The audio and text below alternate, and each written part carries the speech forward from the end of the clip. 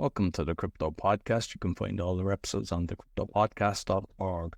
My guest today, he's the co-founder of AdLunam Incorporated, and I previously interviewed his co-founder, Nadja Bester, and it was released on the 3rd of December last year, and it was episode number 61, so if you want to check that out as well.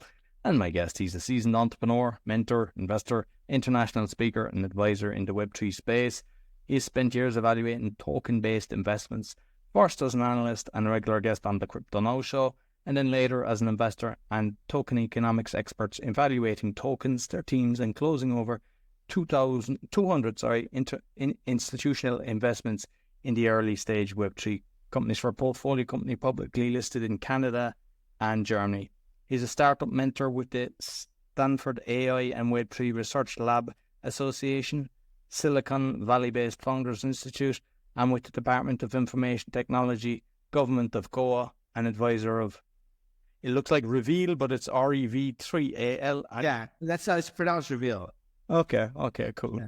And FOHO Coin, a member of the Cointelegraph Innovation Circle, and you're frequently quoted in industry outlets like Cointelegraph, Bitcoin.com, Investment.com, and others for his views on token, architecture, and Web3 investing. So please welcome, well, you're from India, and you told me a nice story about that, which we can touch on as well, but you're living in Thailand. Please welcome Jason Fernandes. Hey, Roy. Thank you so much for having me. I think this is going to be a super exciting discussion, so I can't wait to get into it. So let's just touch, because, I mean, I learned something new based on from where you're from and the kind of history of it. So you might just touch on that again to let the listeners know. Sure. So I'm from a place called Goa, which is now in India, was previously part of Portugal, and not just like a colony of Portugal, the way India was a colony of Britain. It was literally part of Portugal. It was just a non-contiguous part of Portugal. And so pretty much everybody that was born there at that time were by default Portuguese. And so you have like a small little enclave of very interesting, culturally unique peoples in this place called Goa. It's a gorgeous little seaside town, but a lot of beaches, and yeah, encourage everybody to go there. I spent like 10 years there after I came back from university, and it was really cool. But I think now I live in Thailand. Really happy to spend a lot of time here. Anyways, it's hard to describe living because you spend so little time at the place where you set up, right? Because you keep flying everywhere for events and stuff. But I spend a lot of time here, and I'm really liking it for sure. Beautiful. So, I mean, we touched on it as well, but I'd like to share your crypto journey, how the whole lot started for you. Cool, sure, yeah. So I was writing for a publication called Globation Magazine, which is out of Indonesia. And I started writing a lot about Bitcoin. And I was also writing for a few other publications here and there. But I was writing a lot about Bitcoin. And so I think I started buying some. I had to buy at least a little bit just to know kind of, what it was, how it worked. At the time, crypto, like there was not an exchange in India. This was like 6 months before the first exchange started in India. So this is in July 2013. At the time, Bitcoin was like $13. So yeah, I bought a little bit, kept sort of watching it. At the time, I had an IoT company. I was in hardware, but I was very, very, very much interested in crypto. And at some point, I pivoted to blockchain, and then very soon joined a company called AE Token. Worked with Gene Hoffman, who previously founded emusic.com. And then most recently was at IBC NFT Tech, where I sort of did a lot of investments in the Web3 space, and then also helped launch a lot of projects, sort of help them in the lead up to their public sale.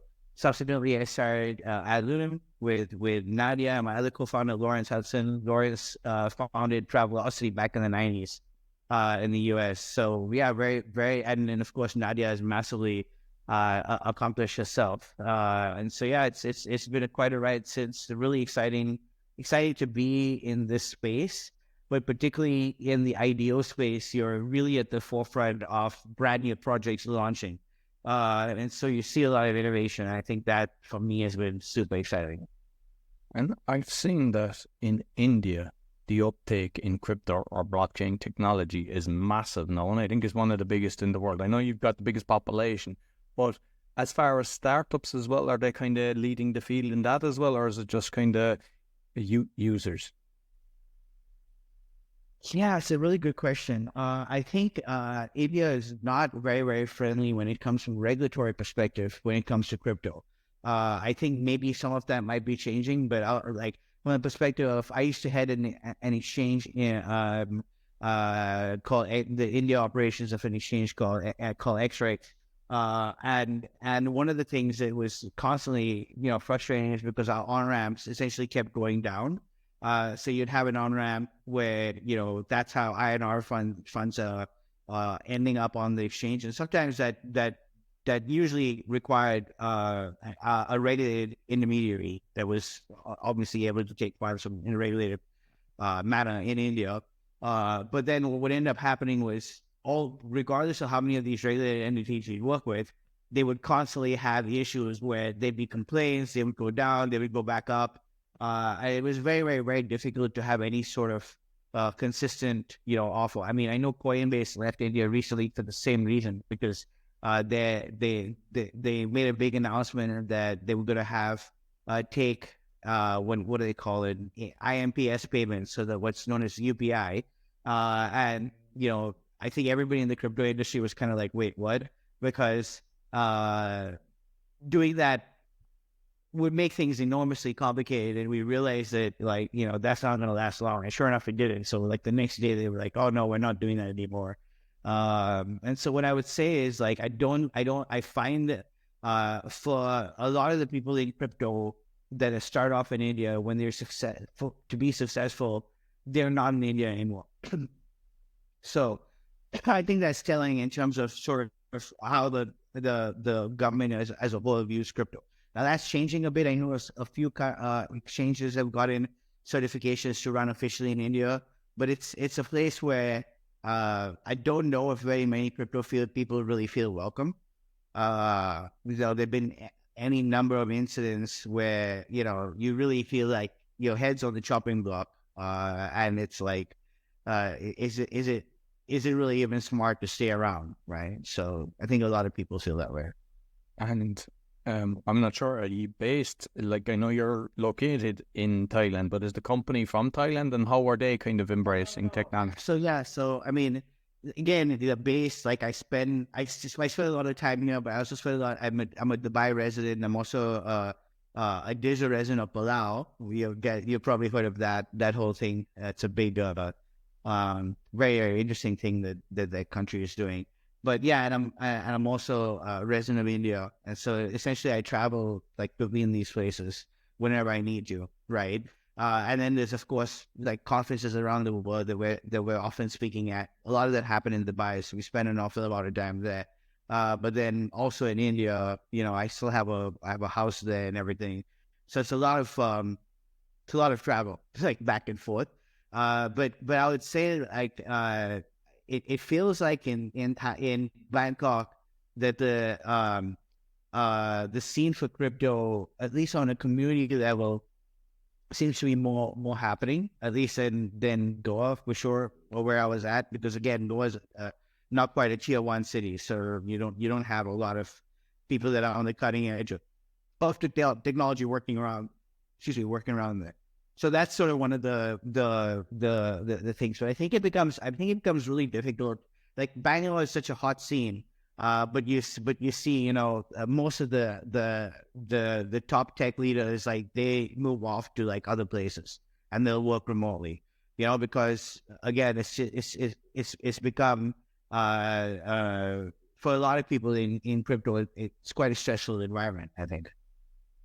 So, you mentioned Coinbase. So what exchanges do you actually recommend? And like just following up from that as well, because it's like, and I touch on it sometimes with some of the guests, but it's like kind of, that, people are supposed to be kind of protected to crypto and nobody knows who it is. But then if I want to buy crypto in the morning, I can use debit, credit card, no matter what. But when I want to actually take it out, it's 10 times harder. and it's like you have to give your passport, utility bill, and so it's full traceability when you actually think about it. So it just, it takes the fun out of it, to be honest with you.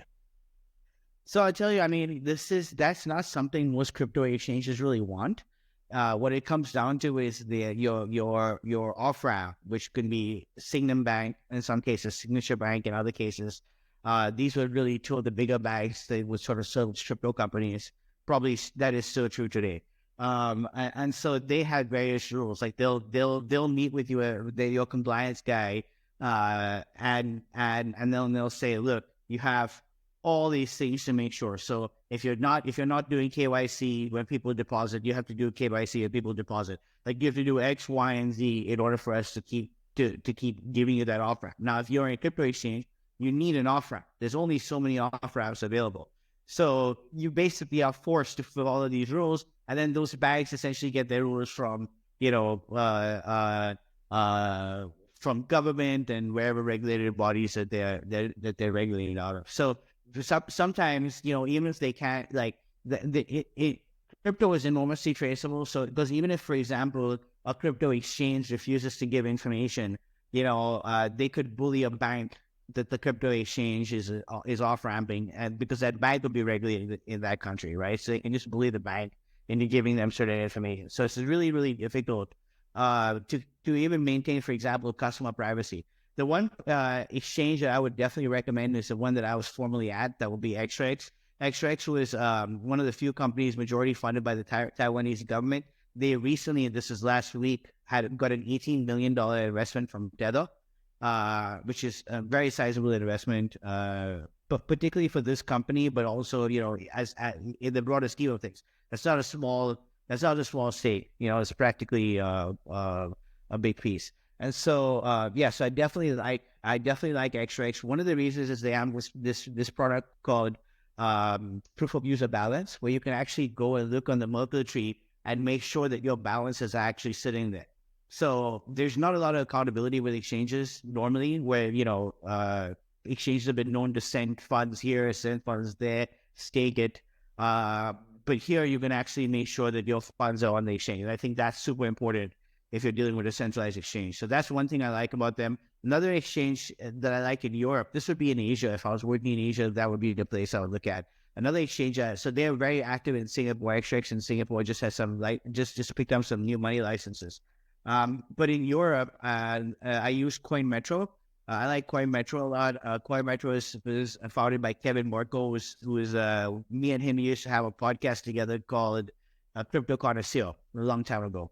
But he's a great guy, really, really smart. Oh, we used to actually be on a show called Crypto Now on BlockSive TV, which is like a 24-hour blockchain channel back in 2019.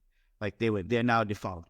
But yeah, so he runs CoinMetro, does an amazing job of it because the fees are great. I found the lowest fees pretty much when it comes to trading, and also when it comes to withdrawal. Withdrawals are instant. And so yeah, CoinMetro, XRX, those would be the two exchanges that I think the only ones that I would feel comfortable about telling people to use. Excellent. And do you ever feel that it will get away from the fiat currency? Because basically, like, you see the likes of Vanguard, BlackRock, and all these companies getting involved in this. And if you look at, like, say, George Soros and everything, I mean, they kind of nearly crippled the sterling at one stage just with manipulation of the markets. And the problem is when they've got the printing press, no matter what you're doing, they can actually get whatever they want and they can manipulate the market. And I would personally love to see a situation where that it's away from that. Can you ever see that happening? Yeah, well, I don't see that happening altogether, right? So I don't think that crypto is a replacement for fiat. I think that you're gonna see a lot of transactions happen, via crypto, but I don't think it's ever gonna, replace fiat. Mostly because, fiat by definition has value because the country says it has value. It has certain, it has a full, for example, the US dollar has like the full faith of the US government, right? Like that's what backs it essentially. But what's going to end up happening, I think, is that people are going to have the option, because it's going to be so easy. It's going to be the same financial rails that send crypto as that send fiat. So you're going to end up, like, Stripe is a perfect example, like where you can actually, send funds via crypto and things like that. I think they've recently allowed you to do that, which I think is which is really interesting. And then also I think they allowed you to buy crypto via a credit card. And so once you have the same financial rails for both crypto and the traditional financial markets, what you're going to have as an option is the option to choose to whether you want to send remittances, for example, in US dollars, in Bitcoin, in let's say USDT, and obviously there'd be associated fees with that. And sending it via fiat will always be more expensive than sending it via, let's say, USDT or XRP, for example, right? And so once these currencies are on a level playing field, I think people are going to increasingly start picking the latter, because governments for a long time have showed that they're really not very trustworthy in terms of what they if you trust them to handle the whole money and financial system, like they're not super trustworthy. Like in Greece, they had to go in and like take money right out of people's bank accounts, right? So I think the government for a long time has had a monopoly on controlling the money supply. Sometimes they may have not done they may not have done the best job, but there's really not been any options. But I think now you're going to start seeing options, and so people are going to be like, hey, do I want to trust my hard-earned value in US dollars when we can print unlimited amount of them, or do I want to have it as, let's say, Bitcoin, which is finite, or do I want to have it as USDT? Either of these are possibilities, right? But I guess the question is, how do you store value and ensure it still has value over time? So I think that the answer to that is probably not fiat. Excellent. You give great examples for the exchanges. So I'm just curious with the wallets, what wallet do you recommend? Yeah, so I mean, I just use MetaMask really when it comes to decentralized wallets, and then I have, of course, centralized wallets at the exchanges that I use. But those are kind of hot wallets, and then you have the cold wallets where you really don't use access those funds, and so. But yeah, I mean, MetaMask is sort of default. It's the thing that's like most compatible with a lot of services. In fact, the AdLunam Launchpad, you previously only allowed MetaMask. We're now building in Wallet Connect, so you can connect sort of multiple wallets to AdLunam's platform. So we're working on that right now. Matter of fact, we're sort of building that out. But yeah, that's what I would say in terms of wallets.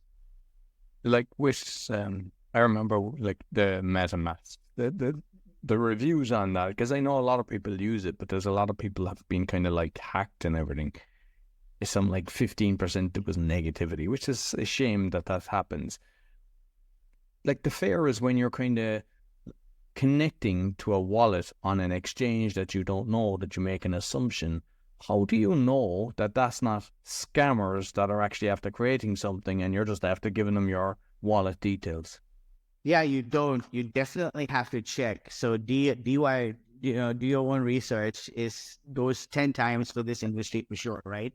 But the fact is that even like very so-called regular brands, have been known to scam people. I mean, Nadia and I exposed a huge situation with REV3AL, where essentially, like, we had won some Web3 domains, and they fraudulently essentially gave it to somebody else, manipulated the timings and various different things. We have, some information coming out about that. Binance covered it, Cryptopolitan covered it.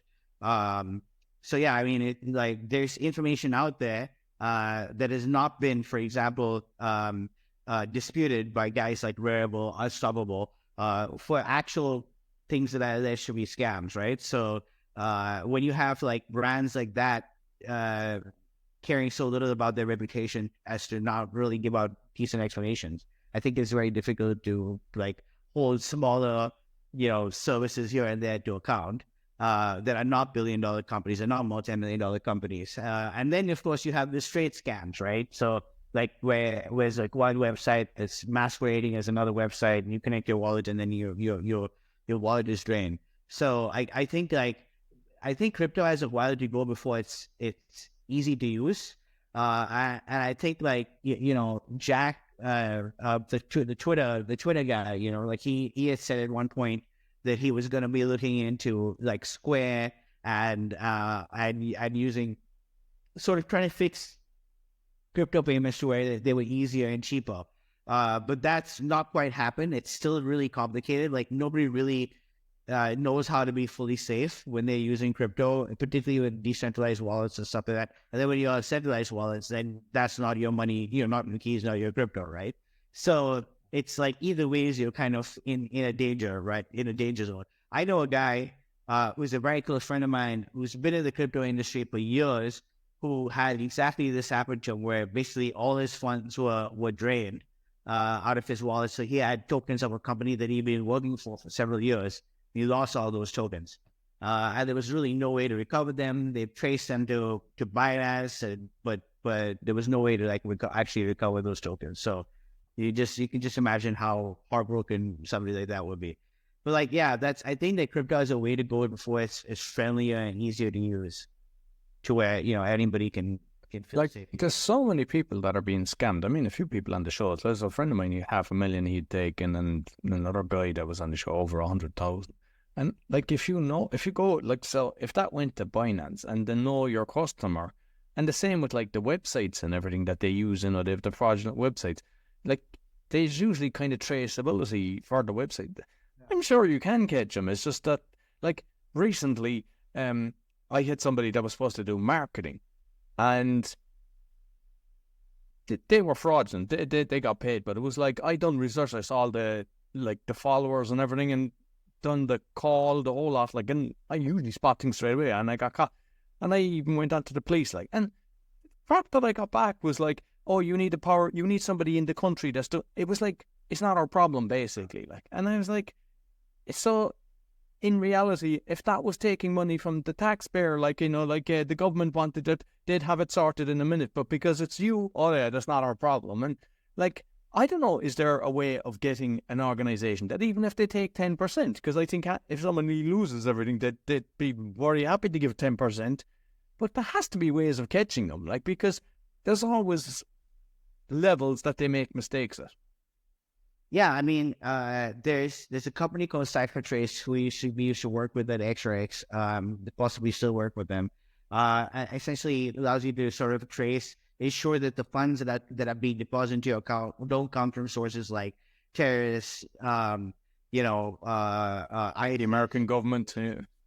yeah, exactly, Iran, you know, countries like that. So, so essentially, like, it is immensely traceable. So I remember that, like, their leadership did a little webinar where they kind of explained to us how the technology works and stuff. And then, like, they are able to tell you, hey, look, this wallet is an ISIS wallet, and this wallet is a terrorist wallet, and so on. And then they start, you know, you see where the money goes, and ultimately, you know, all these funds end up on, you know, generally, if you're going to do something on any scale, they're going to end up on a regulated crypto exchange in some country that the guy is probably already KYC'd on, right? So sometimes it'll go like 2 or 3 steps, and then, but if you see multiple, for example, transactions going from, let's say, this wallet to that, and then this wallet is, you know, essentially what looks like cashing out those funds over time. So let's say laundering those funds. Well, you can very easily tell that, like, if you're looking at where the money goes. So it's like, follow the money is super true in this case. And that, excuse me, there are companies like Hacken, who AdLunam is partnered with. That's a fantastic company. They make sure that, you know, your smart contracts are impregnable. Nobody's gonna, you know, hack them. They mess with them or you know, there's no major vulnerabilities. And then there's companies like Match Systems, who we also worked with before. Match Systems is fantastic security guys. They have actually traced, I think, like a vast number of cases that were over a certain amount. They basically had most of them. So they are able to, like, sort of do asset recovery, then trace them and stuff like that. So it's a very manual process. These are private companies. So Match Systems is a private company, for example, that you could contact, but they do these investigations. So, I mean, Match Systems did an investigation for the situation that happened with us and put out a report. We're really, really glad for them to do it. Very, very grateful, because they are very, very dedicated. Both them and Hacken are very, very dedicated to ensuring that we keep crypto clean. and like the regular average Joe doesn't get, doesn't lose out, right? That's the problem. That's what you want to stop. Right. I wish like the NFTs then, because like you mentioned wearable. There's a lot of different platforms out there, and that's a kind of wild west as well. It's very hard to kind of know which ones to use and which ones you can trust. Like, what's your kind of recommendations there?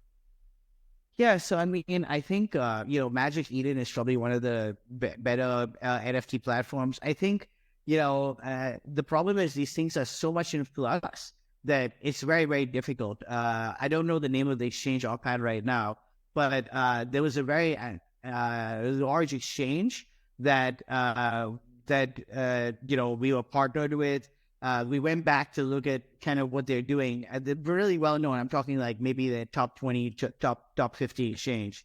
So have been around for like many, many years. Turns out they haven't posted on their Twitter for like several months. They basically disappeared. They ghosted people. So it's like it's amazing that there's so much flux on these platforms. Like an exchange that seems very, very trustworthy today, FTX, for example, is not trustworthy tomorrow, right? So I'm hesitant to like endorse like the NFT platform, other than to say, CryptoRank. If you go to CryptoRank and you look at sort of where the most popular NFTs are, those platforms would generally be, again, you find REV3AL on that list, and I don't think REV3AL is particularly trustworthy either. So,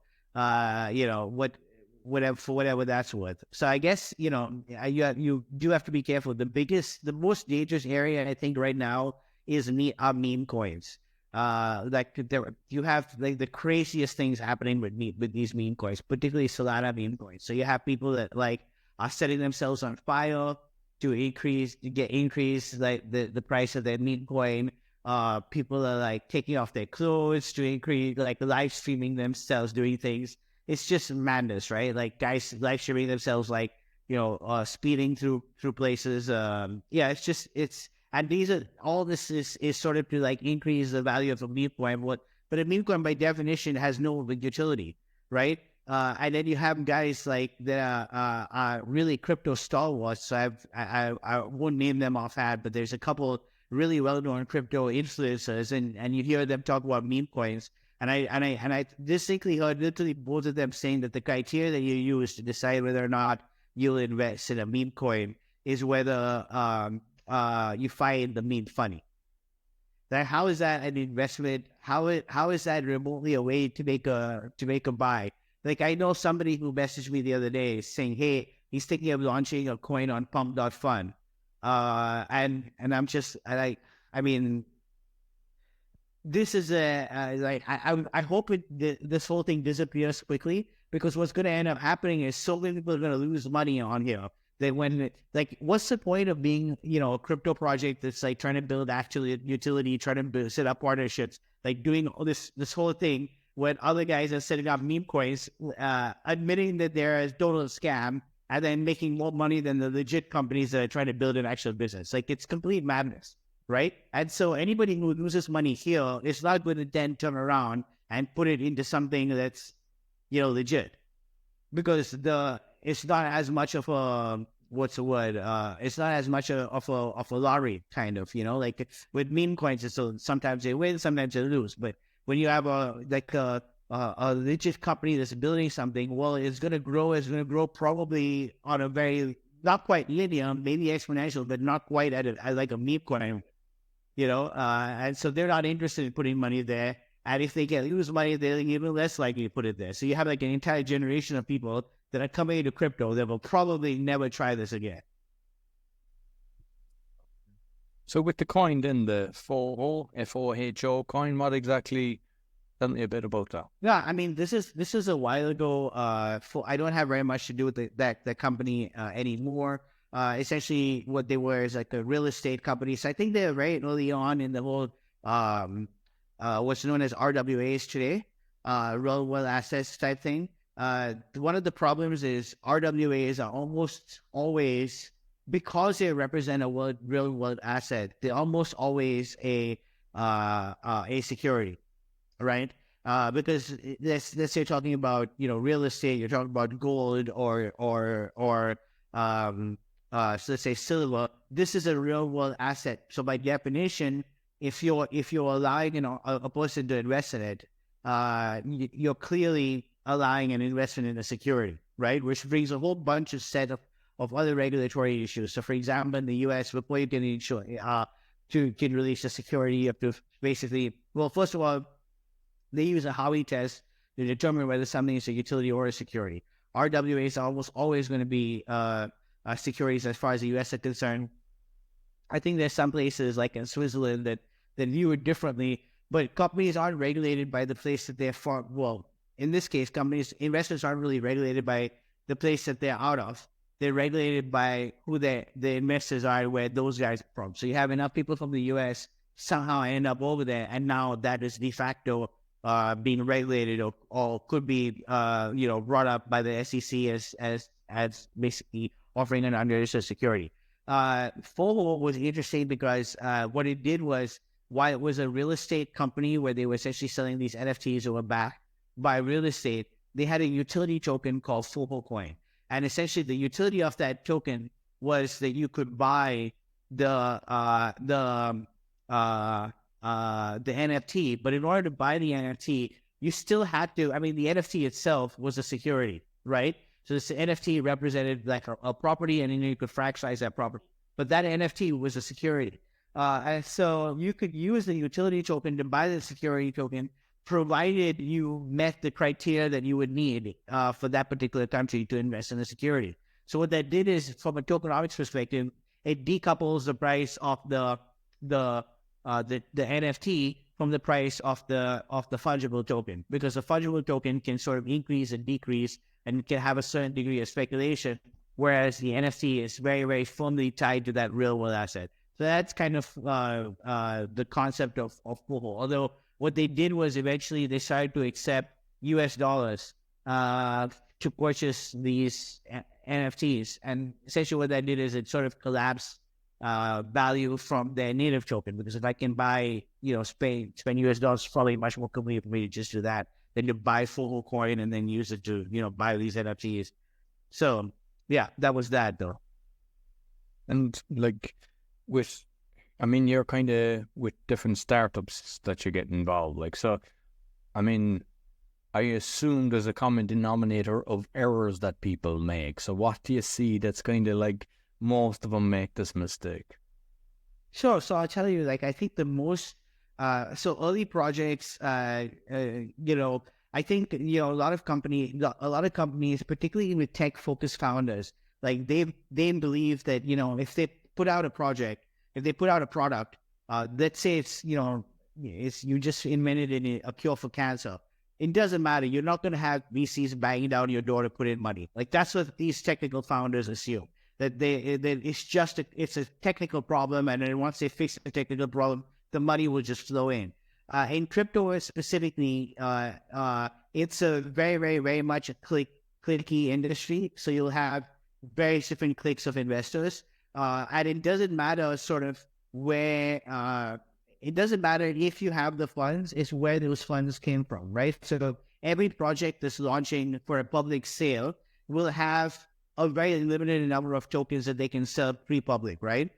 And for now, you could, let's say, come into a lot of money and fund your own company. That doesn't constitute validation for an institutional investor looking at a possible investment, right? And so a lot of investors, when they're making that decision, it's like collective due diligence. So they want to see kind of who are the other investors that are already on your cap table, right? And if they've worked with them before, they have relationships there, they'll feel much more comfortable about investing, because they understand, for example. So for example, when I was at NFT Tech, I had a lot of respect for Gains Associates. They make investments. And so I know, for example, that their tokenomics expert is on point. And so they've made an investment in a project, probably a good bet that they'll be doing, that they've done their whole work and they've actually studied this. And so, of course, when you have that validation times 4 or 5 other investors, that's when you sort of make that decision. So a lot of companies tend to feel like they've invented something like that's like mind-blowing, Investors are just gonna jump in, and one investor is gonna believe it, then he's gonna back them, and then other investors are gonna come up. It doesn't really work that way. The way it actually works is that investors that like a project will share it before making an investment with 2 or 3 other people that they trust that are also investors, and essentially they come to a consensus on what they want to do. And then the guy who shared the project will generally invest last, once all those guys are already invested around the same time. He'll invest only if he knows that he will be the lead investor. There's no other investors. But if he's got, let's say, a card of 5 or 6 investors that are all interested, he realizes that each of these guys have different levers that they can pull to make that project successful. So, for example, they might know this investor has a very good relationship with Bybit, or this investor has a really good relationship with Coinbase. So I don't even need to know, where they're listing. If XYZ are on board, I already know based off of the levels that they have access to where they will likely end up, and that they won't be a completely complete failure, because they at least have these options based on the people that have invested in it. So I think, to sum it up, I think one of the biggest mistakes that people do is that they spend a lot of early money developing the product, as opposed to developing relationships around people that can sort of help them take that to the next level. And also they tend to feel they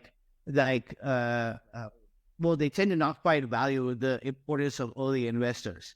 And so that's why you'll find a huge group of projects with no investment, and then another group of projects where everybody's just throwing money at them. And so the difference between that is the relationship that that project has versus the relationship that this project has. And when somebody's got kind of their own unique system and the investors are throwing in the money, what protection can the investor use that when it gets to a certain level that your man doesn't disappear with all the money because it goes into the blockchain and he has access to it? No, listen, this is massively a concern, and there's no real good answer to this, because I have myself invested in projects where I've subsequently come to believe that the founders were not well-intentioned at their intention. Because one, let's call it the Adam Newman strategy. One strategy that unscrupulous founders use is they'll say, okay, this is the company that I'm using right now. What I'm going to do is I've raised a significant amount of money, or run it into the ground, use that money to build my own personal brand, and then my next company will be successful. That's the Adam Newman strategy, right? That's what he's done. It's a really massively disingenuous way, obviously, of getting ahead. But there are some founders that are actually doing that, right? And so I've seen companies where the founder, he's got a new project, and it's a new project every few months, and it's okay, well, how did the other project go? And what about the guys that put in money with that on that project? Where are they at now? You see me very into this new project.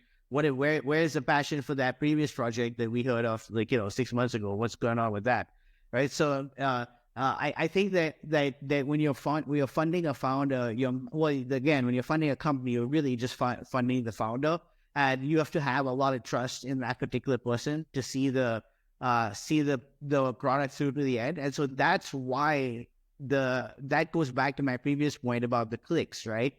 That's why it's such a click situation, because if I'm an investor, I want to invest in a known quantity, a guy who has been around for a significant amount of time, has built this relationship, has ideally had an option to exit before and has chosen not to take it, right? So if you look at a guy who's in crypto, let's say 5 years, let's say he's founded 3-4 companies, he's definitely had the option, if he was going to take the money and run, to do it. And he hasn't. So now you're massively increasing your chances that he won't do it in the future. This is a guy who respects, his own reputation and has built it over years, so he's not going to just throw it away. Now, in contrast, you see somebody else who's I've seen projects with no LinkedIn, no social media at all.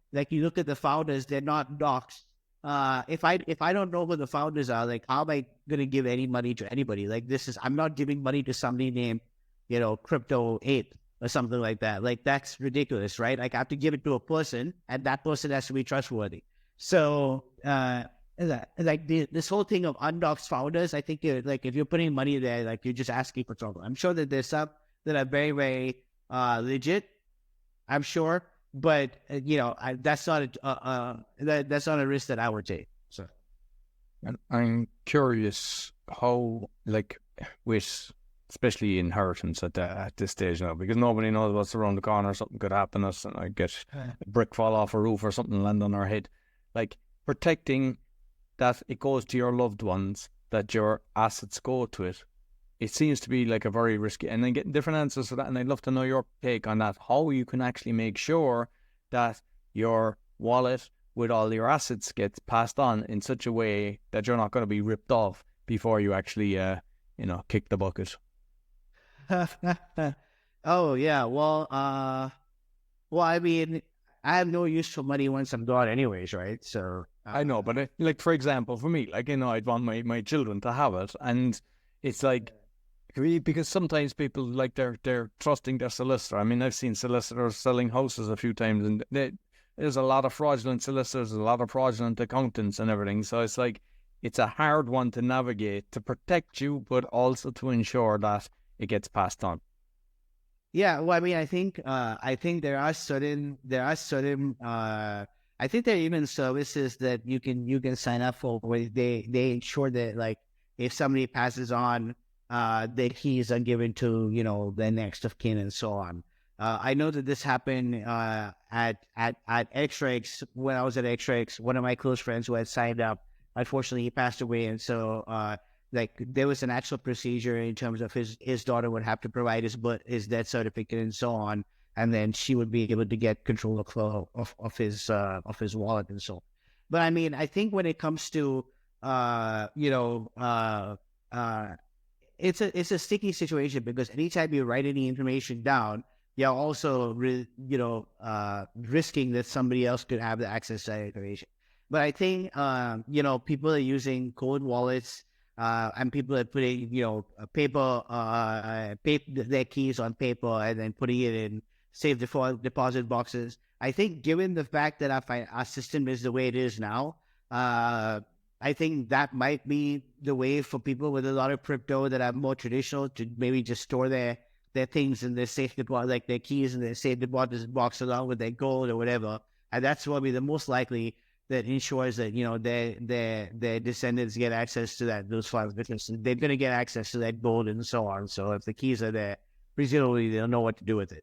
But I mean, for me, it was really funny. Somebody was like once asked me about like whether like I was going to sign up for insurance, and when I figured out that basically they pay everybody else after you're dead, I was like, yeah, no, like no way I'm paying you now, so that after I'm gone, somebody else is going to get paid. Like, no, thanks. I'm cool. You know what I mean? So I mean, once if something would happen to me, like I have I really don't care what happens to my money. And I suppose, like, just to touch on your own company, what exactly you're doing, so people know exactly, what you're helping people. Yeah, so AdLunam is essentially a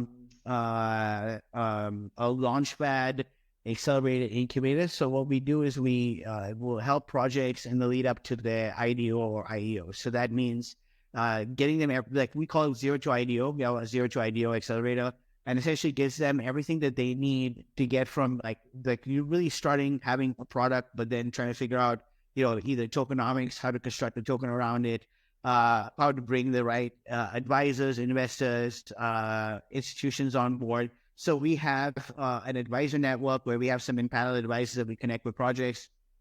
I have an institutional investor network. I think we have over 43, 44 institutional investors that we can introduce projects to. Then we also have partnerships with 5 out of the top 15 exchanges by ROI. And so we can also get them listed if we get to that point, also get them investment. And we're in the process of setting up, various different sections of AdLunam. So for example, we have AdLunam a newsletter, which allows them to create newsletters, very similar to, like a newsletter delivery service. We also have a Gen AI service that our IDO projects can have access to. We recently launched an automate service that's happening this week. So it allows them to sort of connect various different social media and automate it. So if they're creating an IDO plan, they can have it basically automated to the largest part. So basically getting them like all the tools that they need to be able to build their, what we call a zero to IDO suite, to build their IDO literally from scratch with as little intervention as possible. So that's one thing. We're also working on some interesting new products. We already have the Engage to Earn platform, which is ready. We have our Launchpad, which is also ready. We're sort of waiting on the market to pick up before we launch that token. So we've been internally testing it and things like that. And we partner with a lot of projects that are, either layer one chains and investors. So that's basically to provide those to projects that we're launching. And then again, we of course look at projects themselves that we can probably accelerate to that. So basically finding a project, selecting it, connecting it with investors, advisors, institutional investors, market makers, exchanges, and basically launchpads, for example. So we sometimes co-launch other launchpads. Basically everything that they need in the lead up to their public sale, make sure that it's incredibly successful. Because I think that early success massively sets the tone for how these projects, do on the longer term. So if you do like a 20x, you might sort of at launch, you might sort of contract down to 15 or 10 during a bear market. But, once you do like, let's say 5x or 2x, so, if you barely cross your ideal valuation, it becomes really, really, really difficult to build the inertia to move that price upward to any significant level. And so then, and of course, once that happens, then if your token is worthless, then you're unable to really do anything. So I think that's sort of where AdLunam sort of comes in to sort of ensure that they have the most successful launch by using our network. Because you might be really good at building whatever specific product that you're building. You might be a genius at that, but that doesn't mean you'll also be able to, you're also a genius at launching products. I mean, launching IDOs, launching IEOs. Like, it's just old art to be able to like launch an IEO. There's very specific levers that you need to pull that regardless of whether you have a really great product, you have to go through these steps. And these steps, you need somebody who's got the perspective of having launched multiple projects in the past. And been on various different sides of that, right? To sort of give you an idea. Because all these guys, it's their first project, so they think that they know everything and that they know what they're doing. But it's like we've seen multiple life cycles of projects, and we've seen them come and we've seen them go, and we've seen why they've come and we see why they go. So reality kicks them into the head. It's like they're optimistic as they think people will run to them, but that's not the way the world works. Yeah, exactly. So I mean, we've spoken to a lot of projects. So I spoke to one project recently. That, I was trying to explain to them the importance of institutional investment, why they needed to go to institutional investors. And she's like, well, the founder was like, well, we've spoken to a lot of retail investors, and we think that there's enough retail investment to buy out our round. And I said, okay, great. What about once that hits the exchange, and then you have the next set, the secondary set of buyers? How do you ensure that, there's those guys, okay, maybe you've convinced these set of retail investors, but how do you make sure that the next set, wants to hold your token for more than the minimum amount of time? So there are very specific ways you launch a token.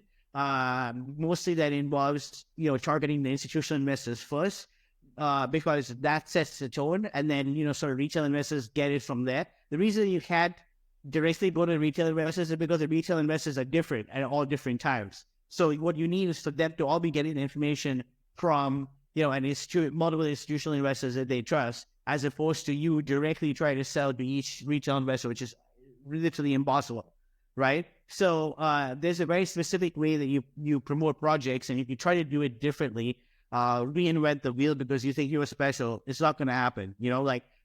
These investors aren't going to change their entire, way of investing, the entire way they do due diligence just because you decide to launch your project in a non-standard way. You know what I mean? So this is sort of one of the things that we encounter a lot of, where we sort of have to try to tell them to be more traditional. Excellent. And just finally, like with the social media and kind of promote yourself, I see you've got a very impressive 1 million followers on X or Twitter or whatever, but just to kind of one, how did you grow it so big? Because that's massive. There's very few can actually do that. But what other kind of social medias do you think serves you well? Yeah, so I mean, we have as AdLunam, essentially we build other projects, and that includes oftentimes building their social media. The best way of doing that is to like hold contests, giveaways.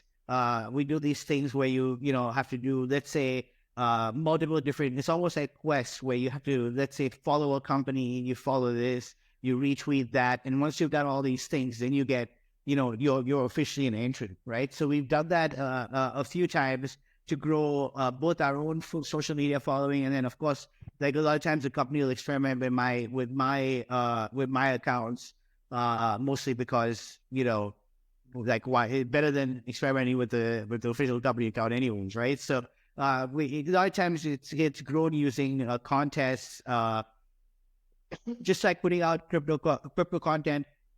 Basically, when the you have to, a lot of the crypto sort of KOLs, there's a significant amount of freebies that have to go out just to maintain that, which is surprising. It's not something that I anticipated like earlier on. So you basically have to like regularly be communicating with these with people that follow you, and like for example, Evan Luthra is brilliant at this. He's built a huge following, and his followers are very diligent about promoting the projects that he's involved in. So I mean, it's its own science. It's a lot of work, honestly. So I don't really spend very much time on it. But I think from AdLunam's perspective, we've certainly seen the importance of building people's social media following, because of course a lot of investors, other institutional investors, like they won't even look at you if you don't have more than a certain minimum amount of followers. And the same thing, or engagement for that matter, right? So if you might have a bunch of followers but no engagement. And one of the things that we're facing these days on Twitter, for example, is people are getting shadow banned. So like the contest not coming up. So try as you may, you just can't grow that Twitter following. Like it just won't grow. It'll be like exactly the same amount no matter what you do. And this is happening across a lot of social media, where a lot of crypto people are complaining that, their content is being singled out for stepmotherly achievement. But yeah, no, excellent. Listen, Jason, thoroughly enjoyed the conversation. You might let people know how they can find you. Oh, sure. I mean, people can connect with me at with Jason.x is my Twitter handle. The Jason Fernandes is my Instagram handle. And then obviously I'm on LinkedIn. I think that's also the Jason Fernandes. But regardless, they can just search for me. Happy to chat with anybody who is sort of like looking at figuring out how to like take that project from early stages to the point where they can, have a very, very successful public sale. So happy to help chat with anybody. It's been great chatting with you. Thank you so much for your time. Appreciate it. Yeah, no problem. I make sure I put the links both on the audio and the video. Can't wait. Awesome. Keep going. Have a great day. Yeah, no problem. Sure to give us a thumbs up, 5-star rating, share with your friends, and comment on everything that we discuss, because as long as it's not abusive, it stays up. Until next week, take care. So I hope you enjoyed this week's episode. As mentioned at the start, you'll find my 6 podcasts on bio.link/podcaster. And also, if you'd like to start a podcast or do a podcasting tour, you'll find the information on that or on the QR code that's there. Be sure to give us a thumbs up, 5-star rating, and share with your friends, because it really helps. Until next week, take care.